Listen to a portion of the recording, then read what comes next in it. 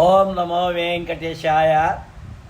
నిన్న తిరుమలలో Vaikuntham queue complex ద్వారా జరిగినటువంటి సంఘటనపై టీటీడీ చర్యలు.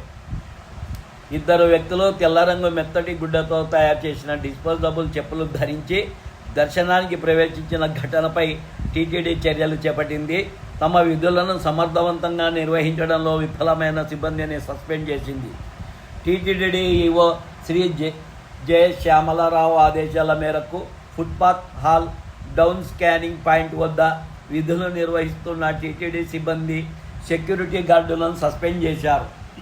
అలాగే తమ విధుల్లో నిర్లక్ష్యం వహించినందుకు సంబంధిత ఎస్పీఎఫ్ సిబ్బందిని సస్పెండ్ చేయాలని ఎస్పీఎఫ్ డైరెక్టర్ జనరల్కు ప్రతిపాదన పంపారు.